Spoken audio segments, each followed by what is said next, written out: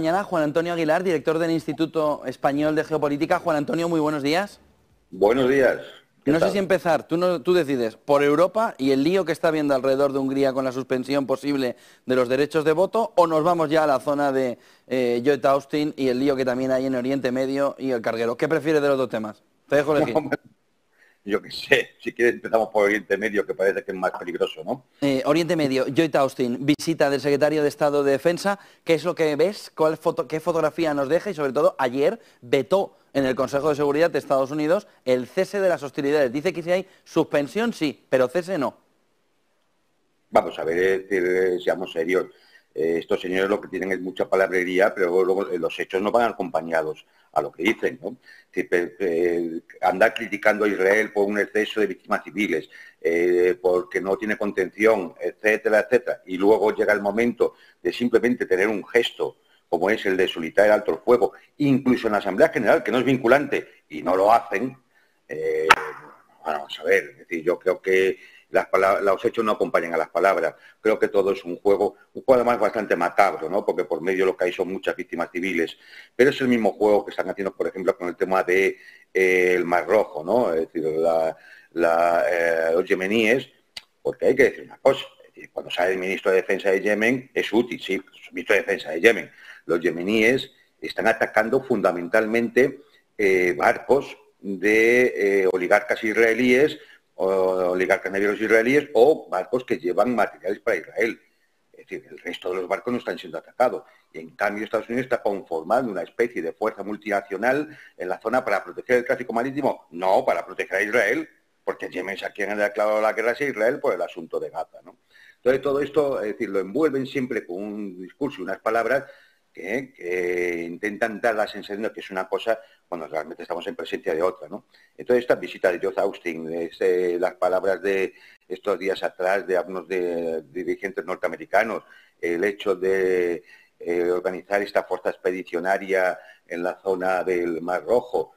De hecho, fíjate que estaban en el Golfo Pérsico, es decir, que hace una fuerza de ataque amedrentar a los países de la zona, claro, nada más, una fuerza de ataque de portaaviones, que ahora se tiene que trasladar del fondo del Golfo Pérsico al Mar Rojo.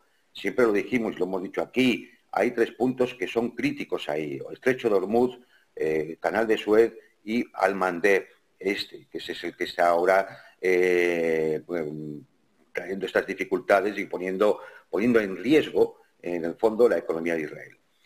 ¿Por qué? También lo habíamos comentado, no va a haber escalada. Esto es una guerra asimétrica prolongada. Lo que se busca es desgastar al enemigo. Y se le desgasta pues con guerra de baja intensidad en la frontera del Líbano o en la zona de los Altos del Golán, atacando sus intereses económicos o intentando un bloqueo en la zona en que pueda, por ejemplo, aquí en el Mar Rojo, etcétera, etcétera. Y ese es un poco el panorama que estamos viviendo, ¿no? Mientras no haya un alto el fuego, nada iba a impedir que sea en el Golfo Pérsico, en el Mar Rojo, en el Canal de Suez o en el Mediterráneo Oriental, no siga habiendo incidentes de este tipo que agraven la situación de las cadenas de distribución mundial y provocará subidas de precio de la energía y de otros productos. Es que es lógico. Pero es que es el modo de guerra que hacen los países débiles frente a los fuertes.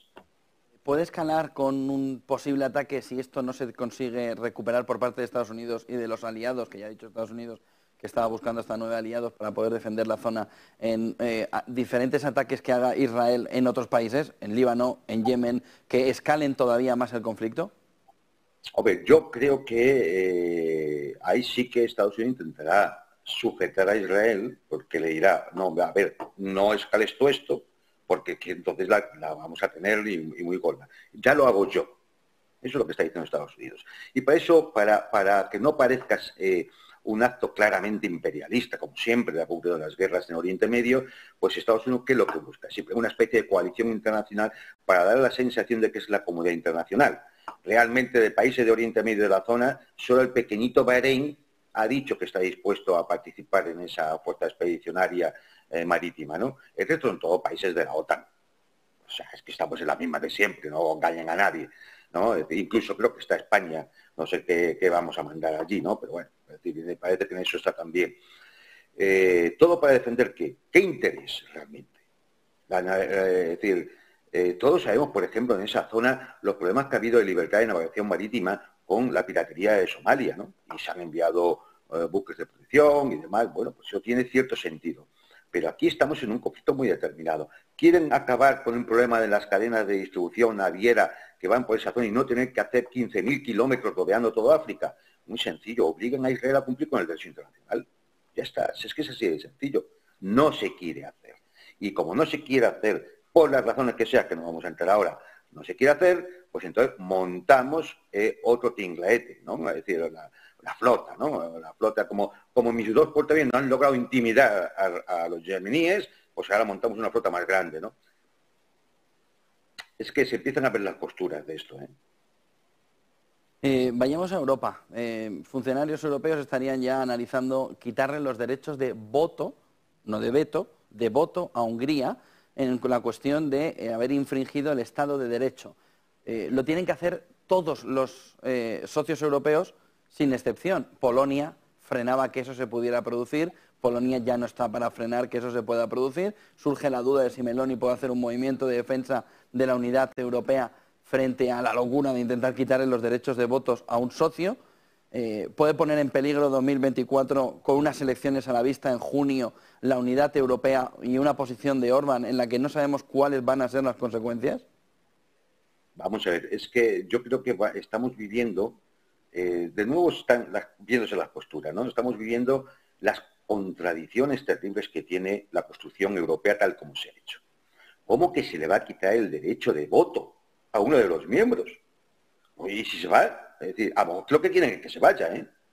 Es decir, vamos a ver, el nuevo gobierno de Países Bajos, o de Polonia, o de Eslovaquia, o algún otro, ¿va a permitir eso? Porque hoy es Hungría, mañana puede ser cualquier otro. Y además, ¿quién lo decide?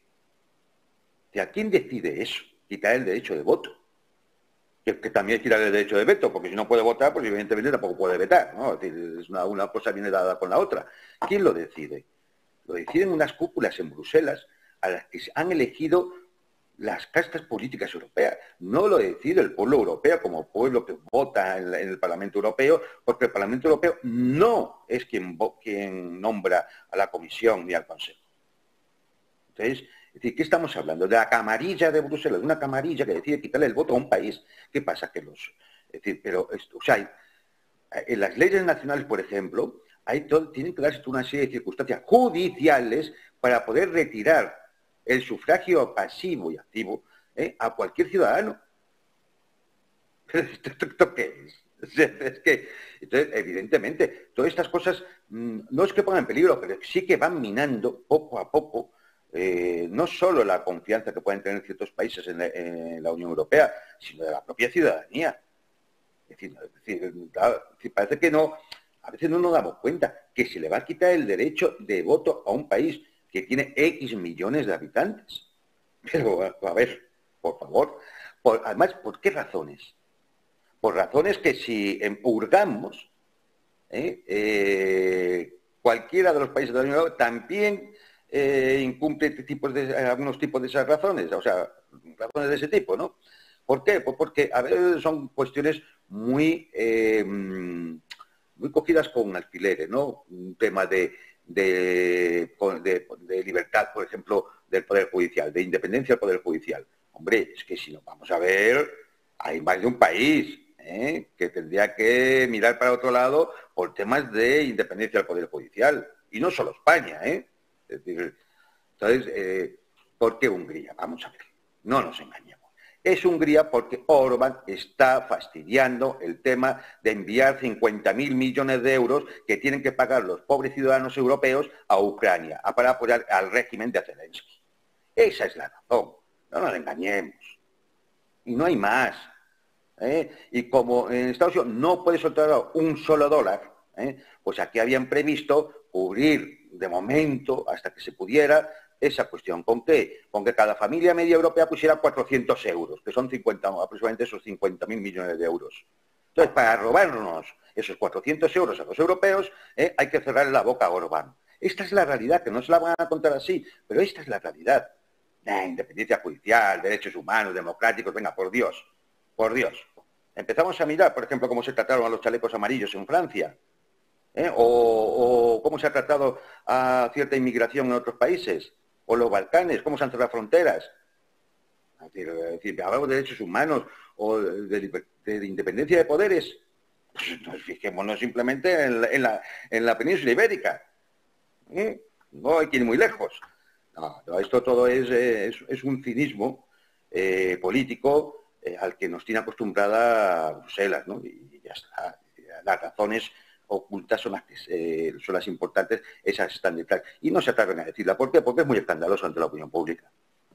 Muchísimas gracias, Juan Antonio Aguilar, director del Instituto Español de Geopolítica. Buen día. Gracias por estar con nosotros hasta ahora. Buen negocio. Gracias a vosotros.